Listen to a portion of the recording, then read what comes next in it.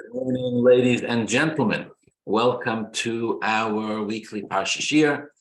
This week, of course, we are studying Parshas Yisro, the week that Hashem gave that gives us the Torah and the Aseret Dibros, the Ten Commandments. Now, I want to give a few points of introduction to today's Shiur. Here's point of introduction number one. As Jews, we are absolutely obsessed we're obsessed with a few things, right? We're obsessed with food. We're obsessed with worrying. But one of the things we're obsessed with is arguing. Oh, we love to argue. Now, in the vast majority of cases, arguments are understood as something negative. No, nothing is ever accomplished in an argument. I always like to say that I've yet to witness. I'm still looking forward to the day where I witness two people, two Jews, husband and a wife, two siblings, or whatever the case may be, in the heat of an argument, like just, in the thick of it, just going at each other. And right in the thick of it, one turns to the other and goes, you know something? My God, you're right. I just realized the argument that you just made now, it's so clever. It convinced me. You're right. I've never seen that or heard of that ever. In fact, if somebody did that, it would actually probably cause pain to the person they're arguing with, because that means the argument is over. Arguments are usually very unproductive. They're usually, people are not listening. They're just shouting. Everybody wants to be right. Nobody wants the truth. Arguments are usually part of the dark side of human interaction. However, arguments also have their place. They do have some significance. You see, my friends, there are few things in the world that are as psychologically dangerous as surrounding ourselves with like-minded people. If we're only around people who think the same as us, then we never really get challenged. And then we get tunnel vision. We start to think in an echo chamber, and we can only hear ourselves and our own ideas, and we lose sight of our own blind spots and our own weaknesses and the own cracks in our arguments. So part of the benefit, if you will, of having these arguments in a productive way is creating a platform where ideas can be challenged back and forth, so that all involved, if they would like, can deepen their understanding of the issues at hand and accept honestly and accept challenges. Okay.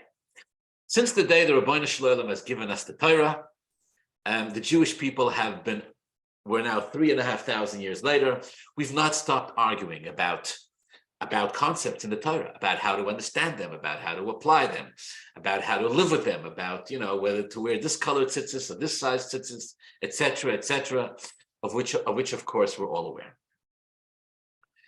I had a teacher in yeshiva. I may have mentioned this in the past, but I had a teacher, may he live and be well, who was very unhappy with the way we were learning. He was dissatisfied with our dedication. We weren't learning enough. We weren't applying ourselves enough. So I'll never forget this. He looks around the room one day and he goes, in Hebrew, of course, and he says to us, one day you're all going to be big rabbis, leaders of communities, teachers, all the rest of it. He goes, and I know the truth. You guys are not sufficiently learning. You're not applying yourself properly. He says, so when it comes time for you to take these leadership positions, you're not going to know what to do. You're going to be stuck. You're going to be ignorant. So he says to us, I'll give you a tip. You see, I remembered the tip. It worked. He said, I'll give you a tip, and this is what you can do anytime you get asked the halacha question and you don't know the answer. He says, whenever somebody asks you anything, any issue in halacha, no matter what it is, or any matter in Torah for that matter, no matter what it is, and you don't really know the answer, all you do, he goes, tarimu shtei yadayim, pick up both of your hands and go, oh, this is a huge machloket. This is a huge argument. And the rabbis debated this issue heavily. And no matter what the issue is, he tells us, you'll always be right. Of course, he was right about that too. Okay. No arguments in Torah are more famous than those between the schools of Shammai and the schools of Hillel, who argued, the Gemara says, about just about every law in the Torah. So introduction number one is the Gemara from Masechta Eruvin. This Gemara is from Masechta Eruvin, Tractate Eruvin, page Taf Yud Gimel Amud Beis, where the Gemara says the following: Amar Rabba, Amar Rab Abba, Amar Shmuel. Rab Abba quoted in the name of Shmuel. Shalosh shonim nechlaku Beis Shammai uBeis Hillel. For 3 years, the school of Shammai and the school of Hillel had the following argument. Halalu Oimrim. In other words, Beis Shammai and Beis Hillel argued, to the best of my limited understanding, for more than 3 years. But this particular argument lasted for 3 years. What was the argument? Halalu Oimrim halacha k'maisenu, v'halalu Oimrim halacha k'maisenu. Who's the halacha going to be like in the end? Bottom line, what do we do? How do we light Hanukkah candles, right? 1 to 8 or 8 to 1? How do we, all the things that Beis Shammai and Beis Hillel argue about. How do we rule in the end? So, Beis Shammai and Beis Hillel, says the Gemara, argued about that too. For 3 years, Beis Hillel said it's going to be like us. Beis Shammai said it's going to be us.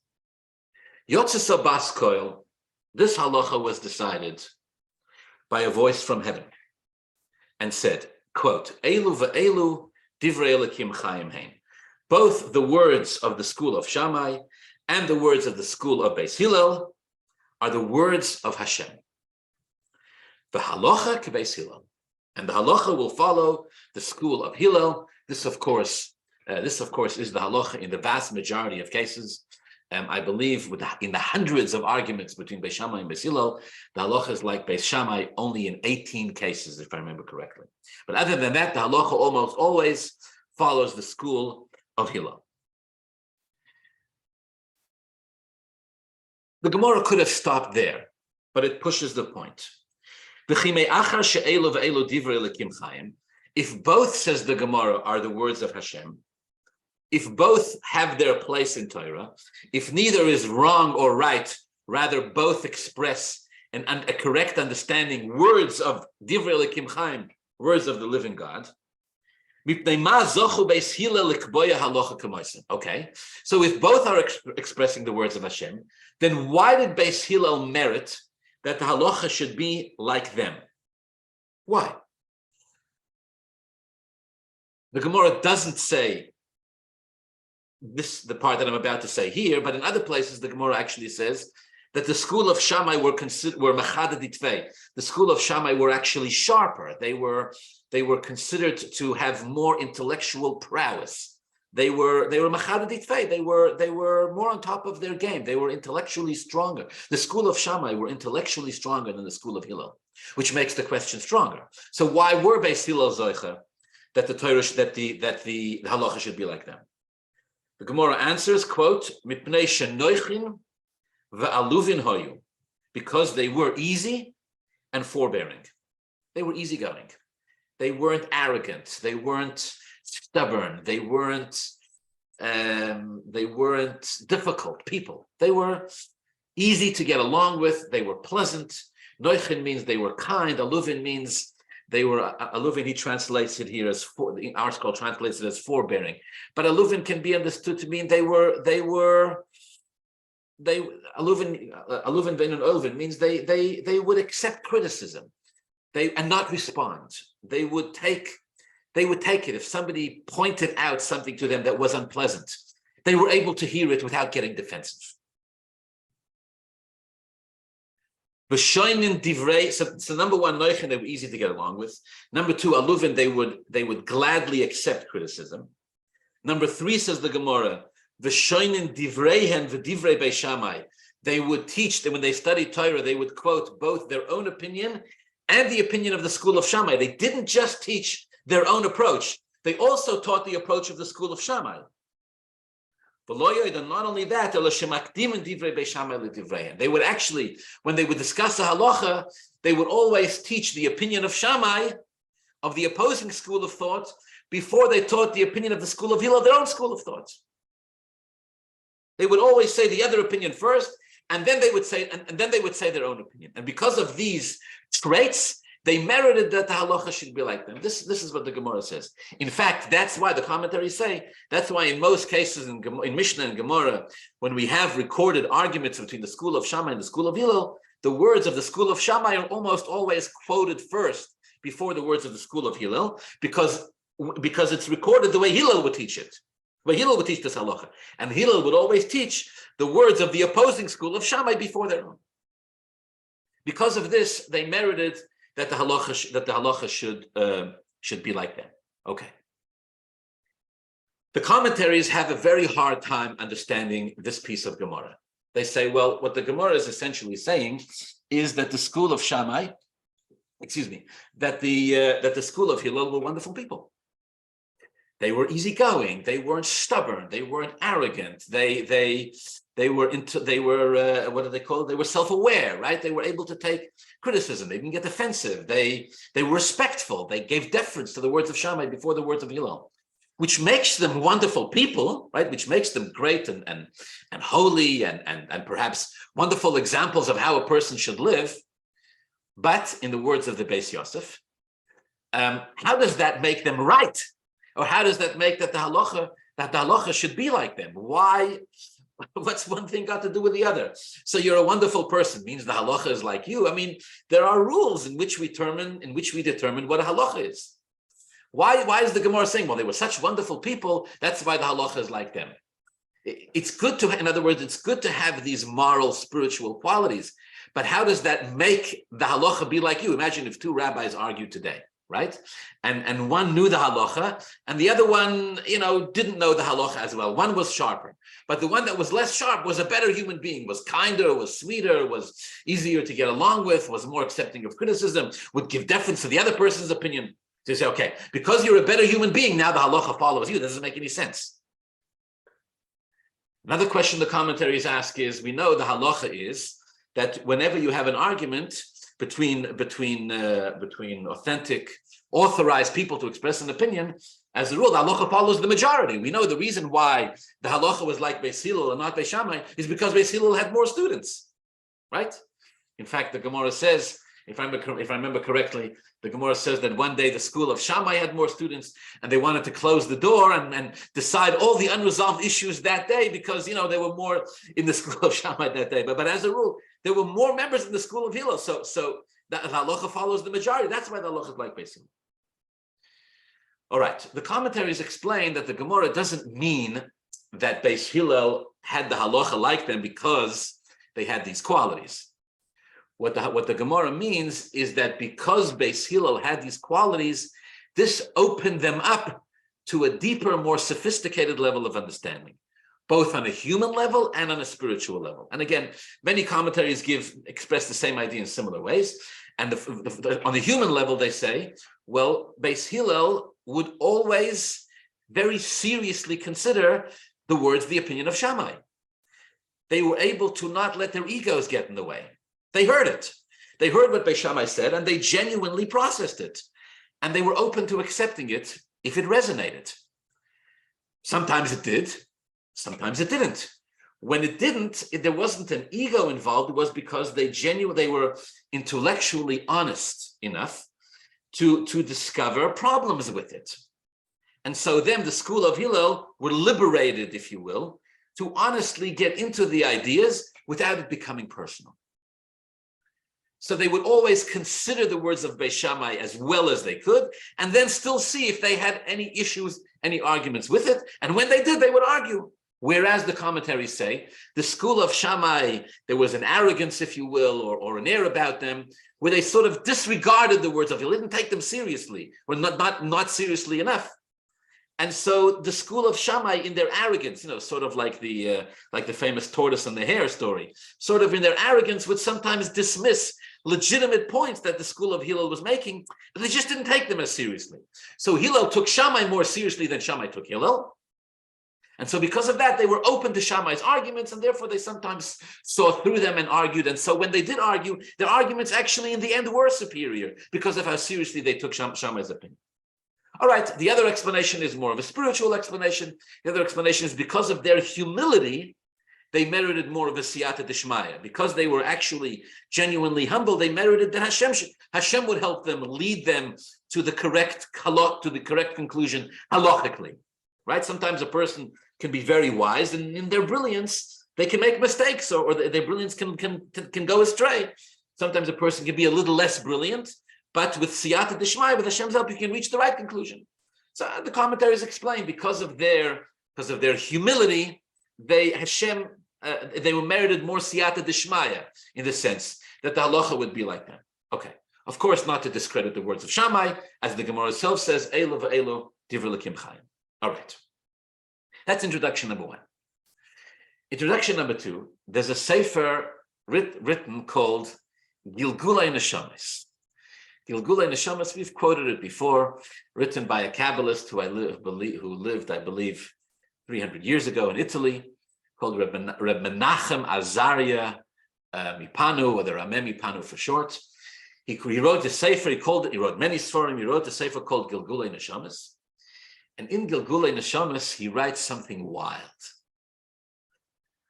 It's based on a Gemara. This Gemara is in Masechta Sanhedrin.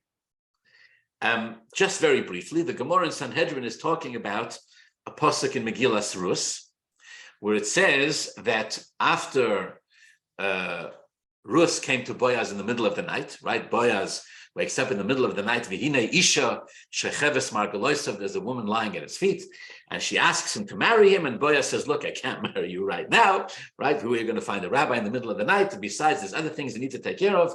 He tells her to come back to her in the morning. He says he'll take care of things in the morning, and the next day it's going to happen, and of course that's exactly what happened.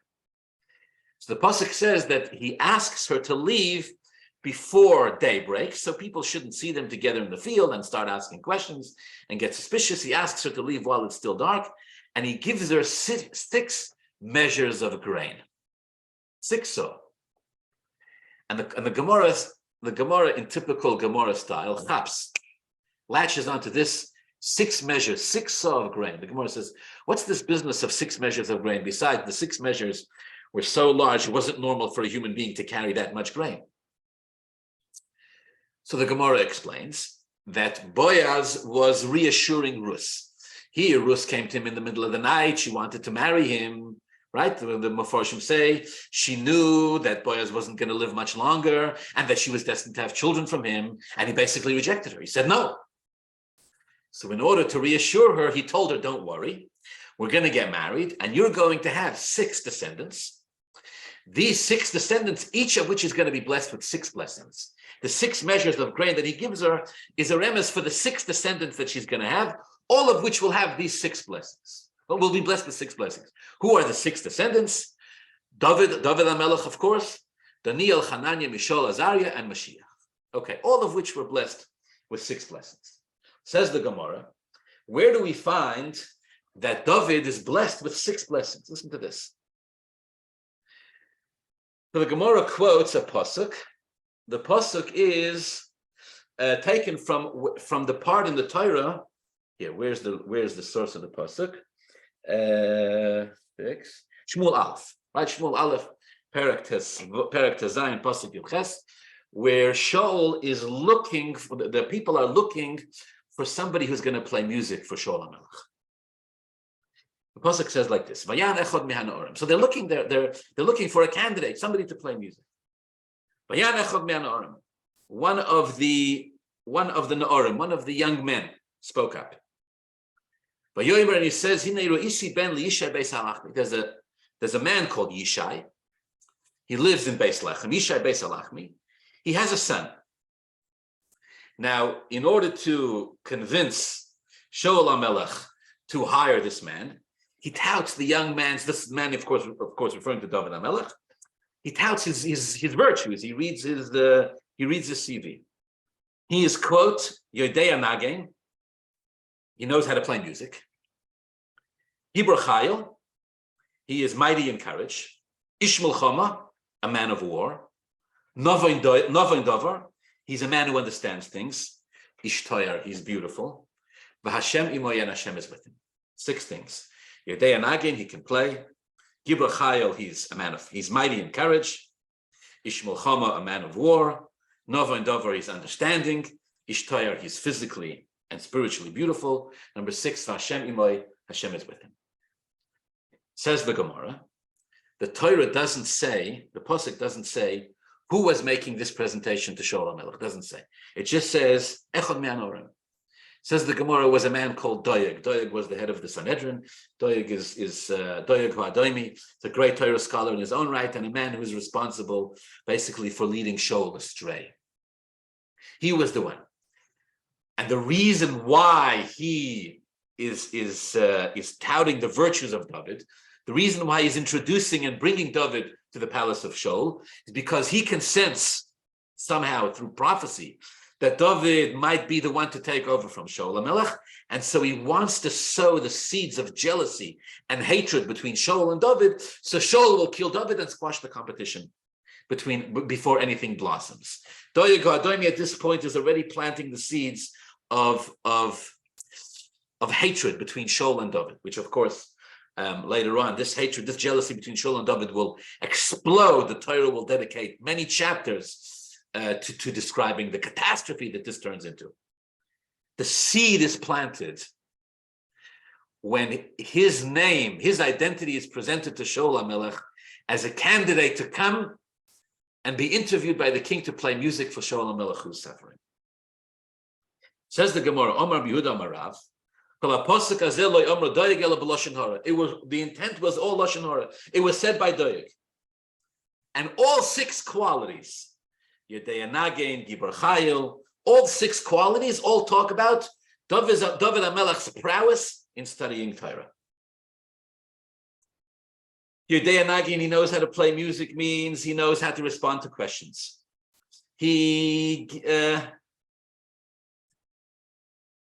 knows Yedei Nagin, means he knows how to ask questions. Gibor Chayil means he knows how to answer questions. Ish Milchama means he knows how to have a good Torah argument. Nova and Dover means he knows how to extract one halacha from another halacha. Ish Tayar, a man of beauty, all different things. The last thing that Doeg says about David, in these lists of 6 qualities represented by the 6 measures of barley that Boaz gives Rus on the night that he tells her, I'll marry you tomorrow, the last thing he says is V'Hashem Imai. Listen to this. Says the Gemara, what does it mean, V'Hashem Imai? V'Hashem Imai, Shehalacha K'maisim. That when he gives a ruling, the halacha will follow him. Says the Gemara, Masechta Sanhedrin, Daf Tzaddik Gimel Amud Beis. As Shaul HaMelech is hearing this, the virtues of David being portrayed to him, being elaborated to him by Doeg Hadoimi. Doeg trying to sow the seeds of hatred and jealousy between Shaul and David. And Doeg is talking about how gifted this young man is. He knows how to ask questions. He knows how to give answers. He knows how to hold a Torah debate. He knows how to extract one thing from the other. Everything that Doeg says, Shaul responds, quote,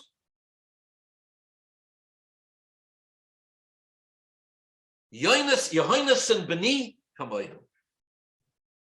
Yehoinus and Beni Kamoyu. Every one of these qualities that were presented, Shaul HaMelech says, this is not going to make me jealous of this young man, because my son Yonasan, who would of course later become David HaMelech's close friend, can do the same.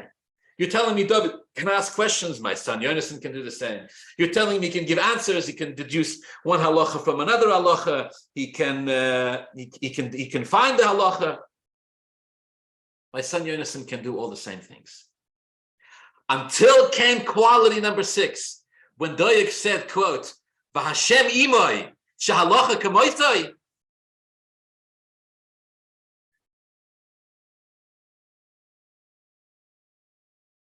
Cholash Daitoi, says the Gemara.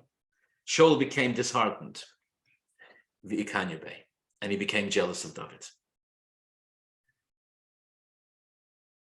Because Shaul HaMelech, says the Gemara, did not have this zechus, did not see this zechus in his son Yonasan. Yonasan was Zoicha to be a great Torah scholar, but halacha k'moisei, to be able to paskin that halacha should be like him, David's son Yonasan did not have this bracha. Says the Rameh Mipanu in Sefer Gilgulei Neshamis. This is a sefer discussing all reincarnations throughout all of Jewish history. That David HaMelech was reincarnated in Hillel, and Yonasan was reincarnated in Shammai. David and Yonasan were reincarnated in Shammai and Hillel. And what Doeg was telling him is that in the end, when the school of Shammai and the school of Hillel will argue, Hashem imoy shalocha kamoisi will be like David, the halacha will be like Beis Hillel. And that made Shaul jealous. That made David, that made Shaul upset. That he saw in that a depth and a quality that even his son Yonasan, despite all of his learning and the great Torah prowess, did not have. All right.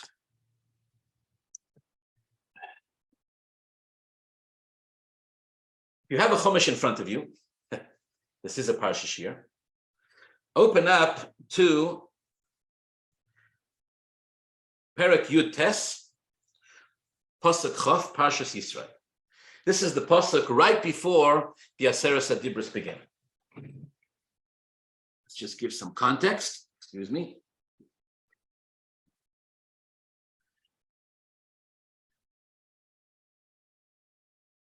Perek Yud Tes,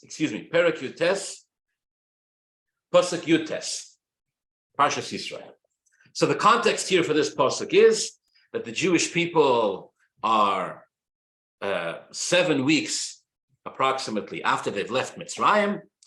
They have been eagerly anticipating the giving of the Torah. Moshe Rabbeinu has been giving them instructions now for days as to how exactly to prepare, how to get ready for this. And the day of Matan Torah finally arrives. The Possuk says that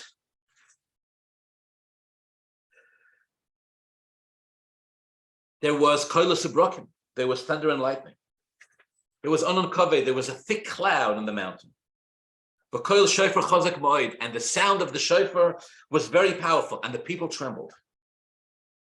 By Yisyatzav b'sakne sahar, they camped at the foot of the mountain.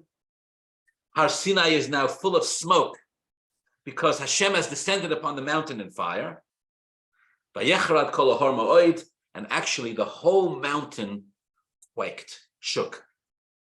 Perek Yud Tes, Possuk Yud Tes. Vayehi koil hashofar Holech v'chozek ma'od. There was a sound of the shofar. It's not the first time the Torah is mentioned, the sound of the shofar. It was mentioned before, but this is the second time. The sound of the shofar, which the Torah mentioned before, says the Possuk, was getting louder and louder. Moshe Yedaber, Moshe spoke. And Hashem answered him in a loud voice.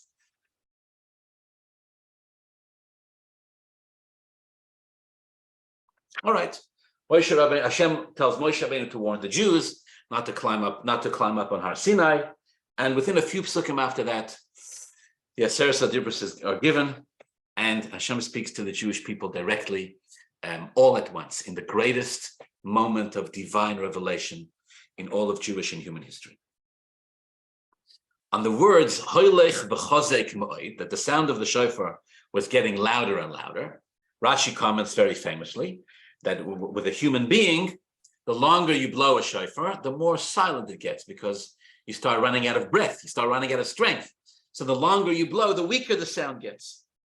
But in this case, because it was the Rabbeinu Shloim blowing the shofar, so the longer he blew, the louder the shofar got.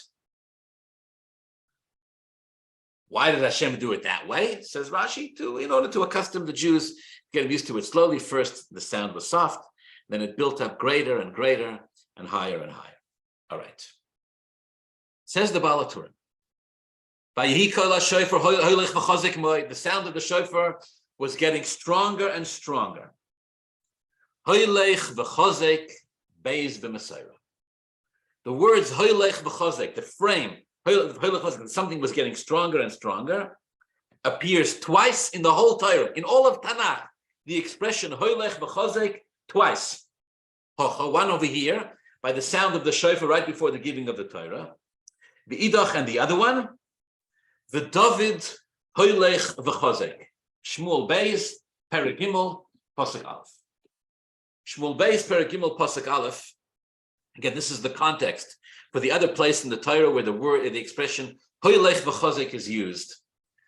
And this Possuk is taken from a very painful chapter in the rift, in the civil war, actually, between David and Shaul. You see, as I mentioned before, the relationship between Shaul and David becomes very contentious. It descends, as is very well known, to a point where Shaul becomes obsessed with hunting David and killing him. Even though David assists Shaul in slaying Goliath, even though David actually is Shaul's son-in-law, Shaul becomes absolutely single-mindedly obsessed with slaying David and pursues him relentlessly. Not only that, but even anybody who was caught in assisting David to flee King Shaul was also killed, as is the famous story with Noiv, the city of Kohanim. An entire city of Kohanim were almost completely decimated because they helped David while they didn't even know that David was running from Shaul. That's how bad it got. Okay. But it got even worse. In the end, Shaul dies at war. Shaul dies in war together with his sons. They're fighting the Plishtim and they die in the war. And yet, even after the war is over, the house of Shaul, the family of Shaul, the supporters of Shaul, his army, his military, continue to fight with David and to try to kill him. At first, the odds are stacked very heavily against David. Shaul had basically the whole Jewish army. And he had a man called Avner, who was the chief of military, who was a very powerful man in his own right. And they actually anoint one of Shaul's sons to be Shaul's successor. Says the Possuk, Peragimel, Shmuel Beis, Peragimel, the war between the house of Shaul, even after Shaul was dead, Ubein Beis David, and the house of David lasted for a long time. But with time, the Possuk says, the David Holech v'chozek. David's camp became bigger and stronger. They had, as they like to say in the political world, momentum was on their side. David's Beis David, the house, the school, the military, the resources of David, the support of David kept getting stronger. Ubeis Shaul Holchim v'dalim. The house of Shaul slowly started to wither, until with time it completely fell apart, and David eventually becomes David Melech Yisro, king of the Jews, and from him and for all times, from his children and for all times become the Jewish kings. Says the Baal Haturim, this is the only other place in the Torah where we find the term Holech v'chozek, as we find it by Matan Torah. Again, Matan Torah, Vayhi koil ha-shofar Holech v'chozek, the sound of the shofar becomes stronger and stronger. And the other place is in the war between David and his men and the house and the family of Shaul after Shaul had passed. It says, David Holech v'chozek, ubei Shaul holchim v'dalim. David's men, David's support became stronger, Shaul's became weaker. Nope. What's the connection? What's the connection between saying that the sound of the shofar becomes stronger and stronger by Matan Torah, and David HaMelech becomes stronger in his fight against the house of Shaul? He quotes the Gemara, one more Gemara. The Isa Be'erevin, says the Baal Haturim, as we learned in Erevin, David Goli Masechta, Shaul Loi Goli Masechta. This is a Talmudic passage in Masechta Erevin. The Gemara talks about why it is that sometimes when people study Torah, the Torah lasts. They're able to retain the Torah. Sometimes when people study Torah, the Torah does not last. The Gemara gives different explanations. Very interesting. The Gemara says if people who use clean language, people who are refined in the language they use, the Torah that they learn stays with them. People who are coarse or inappropriate with their language, the Torah doesn't stay with them. The Gemara says people who study Torah and they are meticulous to make sure that the Torah that they're learning is exact. They're constantly fine-tuning it, their Torah lasts. Those who are vague or sloppy, the Torah doesn't last. The Gemara also says if you have one Rebbe, if you have one teacher, the Torah lasts. If you have many teachers, it doesn't. All right. Then the Gemara says like this.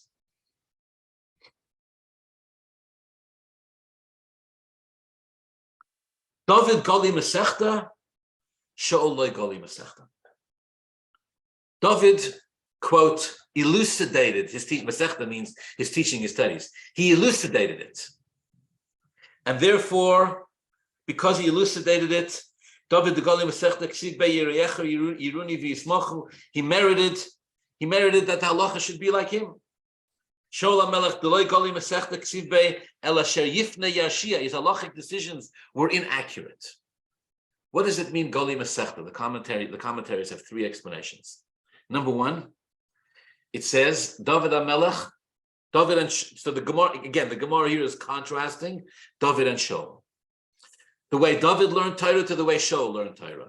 David Gali Masechta, Shaul Loi Gali Masechta. What does this mean? The commentators give, Rashi gives two explanations and the Meir gives one. One explanation, says Rashi, is when they taught, they didn't just teach the law, they taught the reason for the law. So that the people who were studying didn't just know what the law was, but they also got an appreciation for it. They also got to enjoy it because the reason is where all the enjoyment is. They explained the law as well.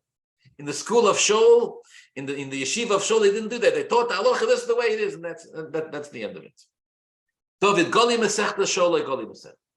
Another explanation, in the yeshiva of David, they believed in teaching Torah as much as they believed in studying Torah. Whatever you know, you have to teach others. Shaul Loi Gali Masechta, Shaul didn't. In the yeshiva of Shaul, the emphasis was on learning Torah. Doesn't matter. Well, what the teaching is for somebody else, right? It's somebody else's problem. If for me to learn Torah, I have to learn myself. In fact, sometimes teaching others can take away time from learning myself. David Gali Masechta, David would teach others. Shaul Loi Gali Masechta.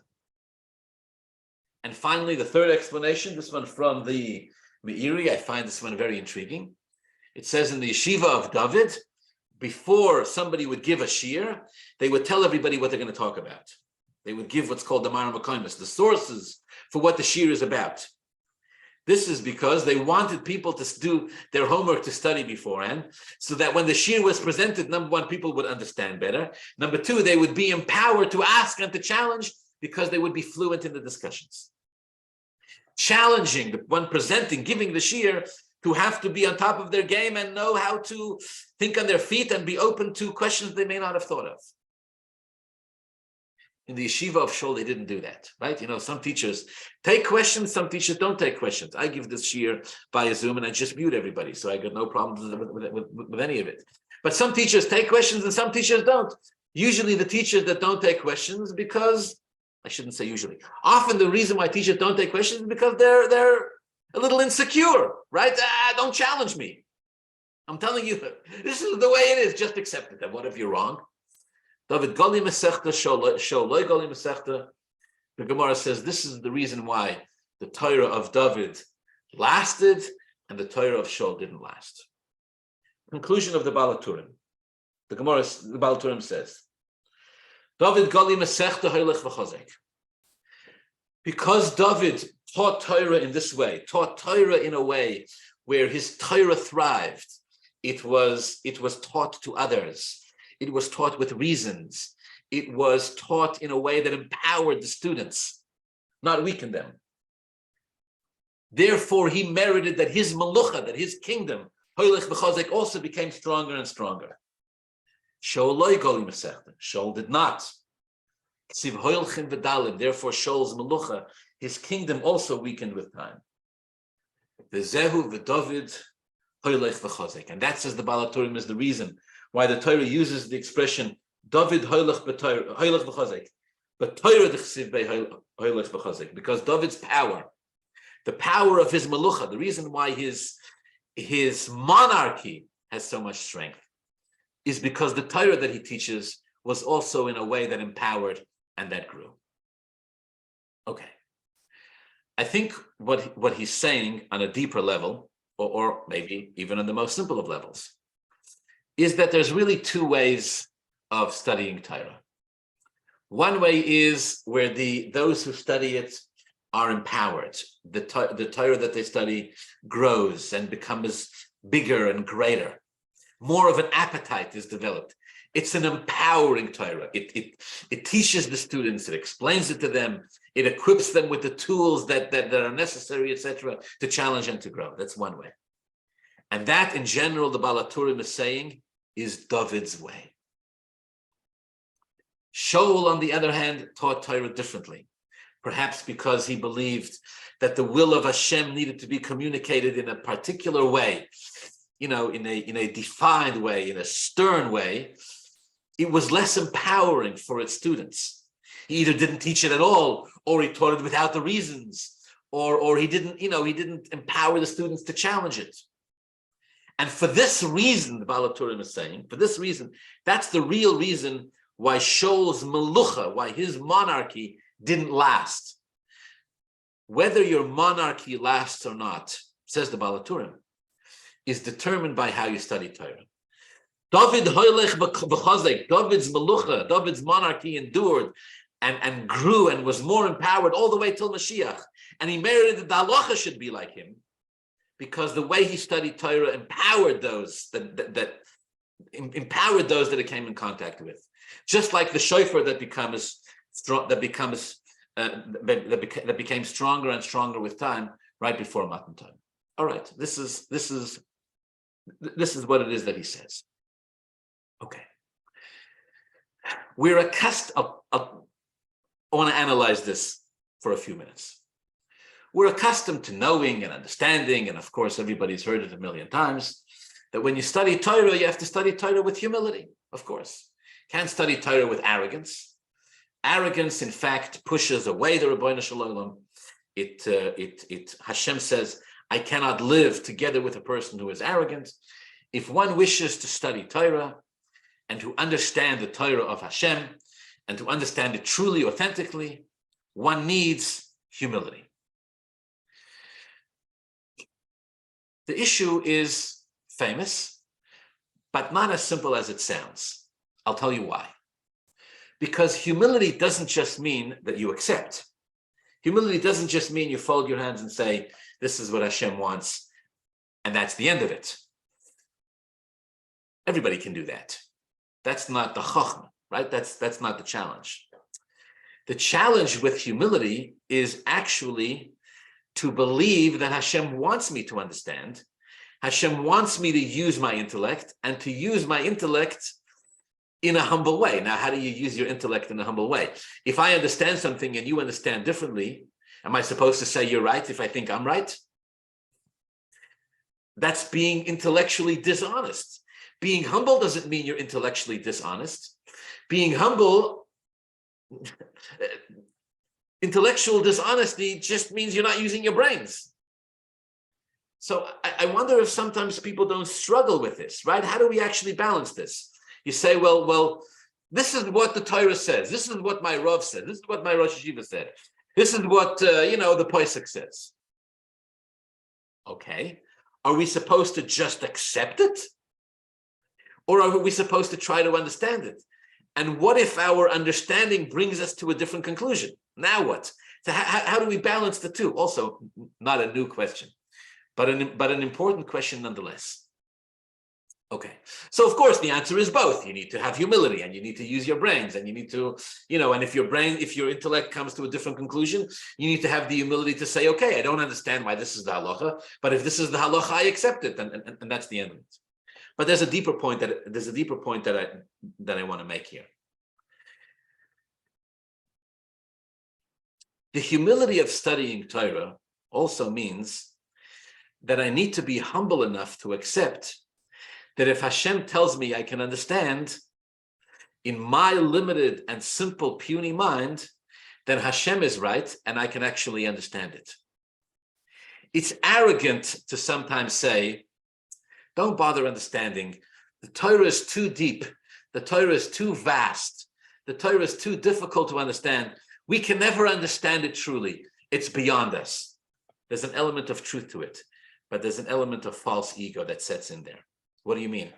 If Hashem said that I can understand and learn the Torah, that I can learn and understand the Torah, then I can learn and understand the Torah. If Hashem says that my brain can master it, then my brain can master it. Then my understanding of the Torah is significant, not because I think I'm so significant, but because Hashem said so. There's an expression in the Gemara, in Masechta Brachos, the Gemara will use an expression about different things. Torah hi v'lilmoid ani tzorich. Torah hi v'lilmoid ani tzorich means, don't tell me that I cannot understand things. Don't tell me no. Don't dismiss me. And I may never dismiss myself. If Hashem has empowered me with the gift of understanding, then I have to continue trying. And if I don't understand, I got to go back to it again and again. I have to believe in myself that I have the ability to understand it, not out of ego because I'm so great, but on the contrary, out of humility, because I have the humility to trust Hashem, who's told me that I can understand it.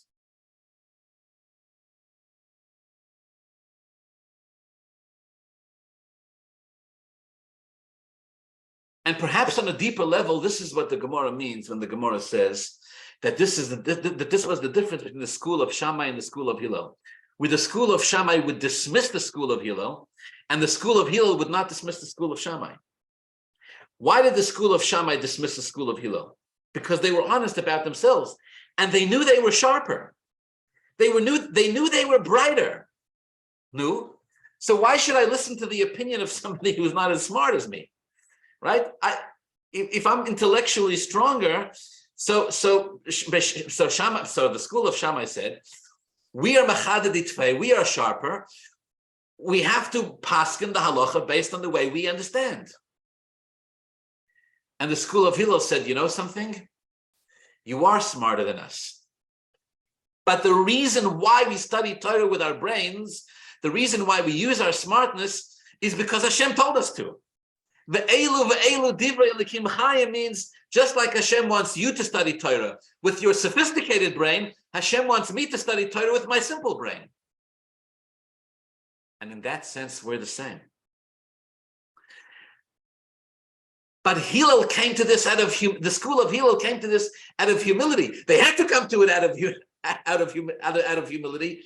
They didn't have the intellectual prowess that the school of Shammai had.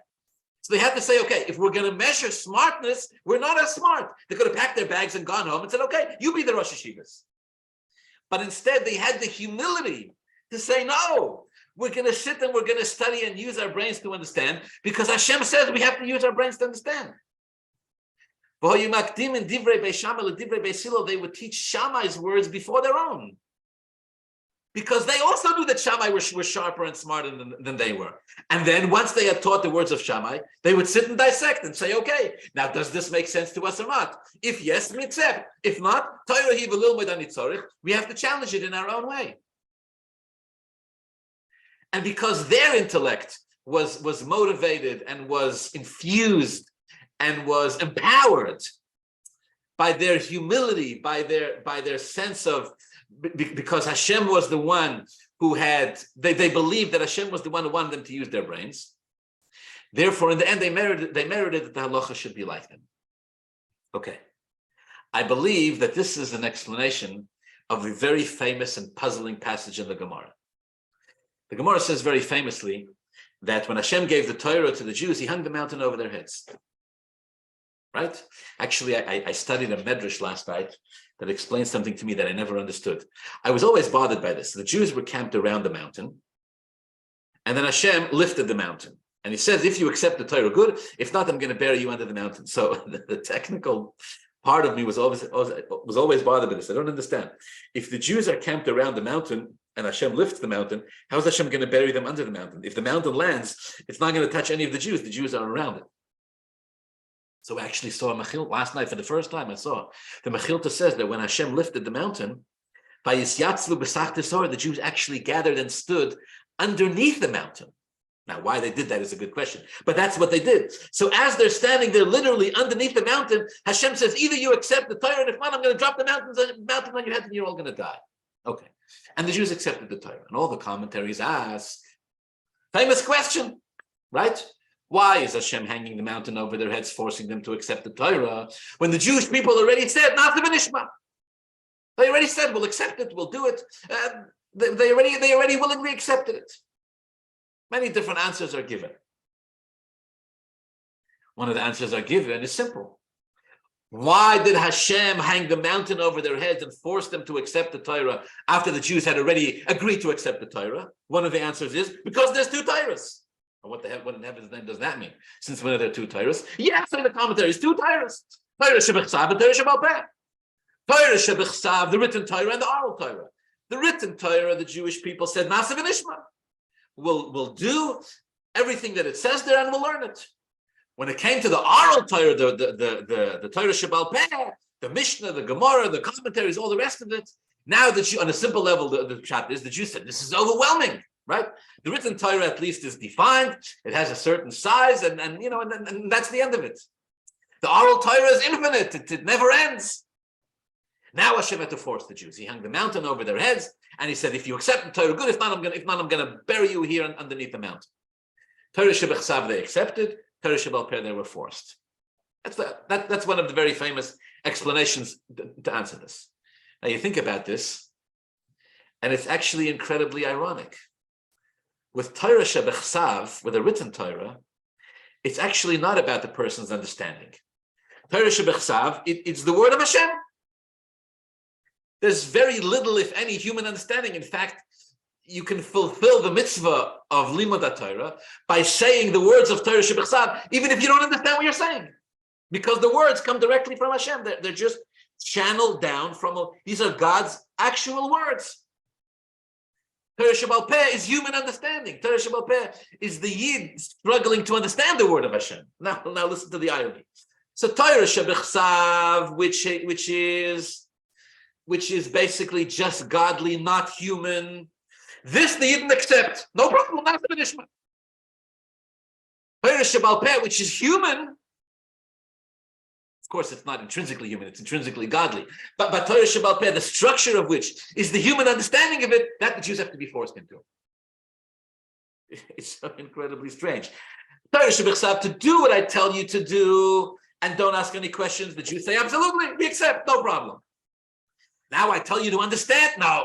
Now Hashem says, has to hang the mountain over their heads and force them to understand, and force them to work to understand the Torah. It seems like it should be the other way around. It seems like when it comes to the oral Torah, the Jewish people should have said, absolutely, we accept. We'll pursue the oral Torah, we'll try to understand. And when it comes to Torah Shebechsav, which is basically doing what you're told because you're told, etc., over there the Jews should have to be forced. Kapoyer, punkt verkehrt. The other way around. And I believe the explanation is exactly what we're saying. I believe the explanation is this. Hashem says, when it comes to Torah Shebechsav, when it comes to accepting what it is that I tell you, I want you to accept this, not because you feel like you have to, but because you want to. You should want to, this is the way humility works. You should want to do as you're told, not feel forced to do as you're told. That's Torah Shebechsav. And Torah Shebal Peh, which is understanding, Hashem says, I want you to use your brains and understand the Torah, not because you want to, rather Hashem says, because I want you to. That's how the humility in studying Torah works. When Hashem gives us instructions and tells us fulfill it because you have to, the Jews say, absolutely, of course, that's exactly what we want. And when Hashem says, I want you to use your brains and understand it, the Jews are supposed to say, okay, Hashem, if that's what you, Hashem, want, you want us to use our brains, we'll learn and we'll delve and we'll understand. Okay. Let's conclude the Dvar Torah and go back to the point of the Baal Haturim. What's the difference between whether when a person studies Torah, they take the approach that I'm studying because I want to understand, I'm using my own intellect, or I'm using my own intellect because Hashem wants me to? I'll tell you what the difference is. Every human being is limited. No matter how smart we are, no matter how smart we think we are, our minds have certain limitations. When we reach the end of our limitations, we're done. That's the end of it. Hashem is not limited. Torah is not limited. So if I'm understanding Torah because I want to understand, if I'm understanding Torah because my seichel, my intellect enjoys it because it's something that I want to do, So I do it as much as I want. I'm limited by my own human limitations. Even if I'm very brilliant like Beis Shammai, there's a certain limitation there. But if I'm understanding because I'm noyach ve'elboing, because I'm accommodating, I am open to criticism, I'm not defensive.